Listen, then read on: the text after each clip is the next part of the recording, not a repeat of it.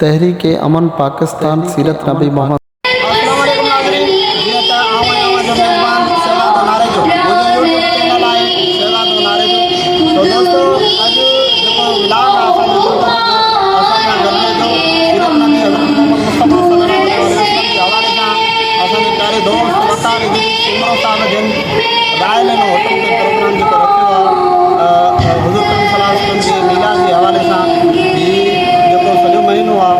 मोहम्मद जी आमन के हवाले से प्रोग्राम जिते किते थियनि पिया तो अॼु बि असां सां ईअं गॾु जो त तव्हांखे मुकमल तरीक़े सां प्रोग्राम इंशाअल्लाह।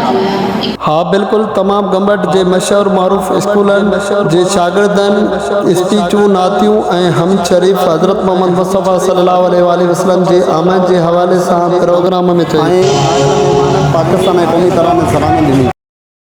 ईअं ई प्रोग्राम जी मेज़बानी कंदड़ मोहम्मद इदरीस सुमरो साहब जिन प्रोग्राम जो आगाज़ कंदे शुरू कयो।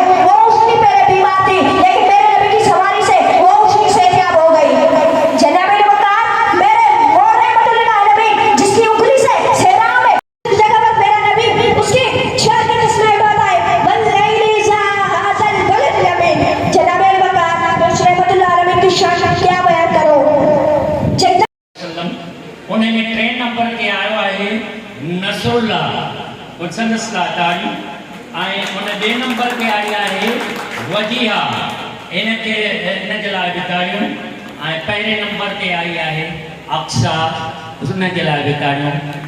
सभिनि खां वधीक मूं ॾिठो त इलाही न्याणियुनि जेको आहे सो नंबर हासिलु कया। सभिनी खे उस्तादनि खे ऐं हिननि प्रोग्राम कंदड़नि खे मुबारकबाद ऐं हिन प्रोग्राम कराईंदड़नि खे तमामु मुबारकबाद। अल्लाह ताला तव्हां सां ईअं ई प्रोग्राम जी मेज़बानी कंदड़ मोहम्मद इदरीस सुमरो साहब जिन आयल महिमाननि खे तोहफ़ा ॾिना। प्रोग्राम में आयल सभिनी सीनियर उस्तादनि ऐं स्कूल जे शागिर्दनि ऐं तमामु सियासी समाजी शख़्सियत हुसैन शहज़ाद नारजी जिन पंहिंजो एवॉर्ड वसूल कयो। ईअं ई आयल महिमाननि खे तोहफ़ा ॾींदे प्रोग्राम पंहिंजे पुॼाणे ते पहुता।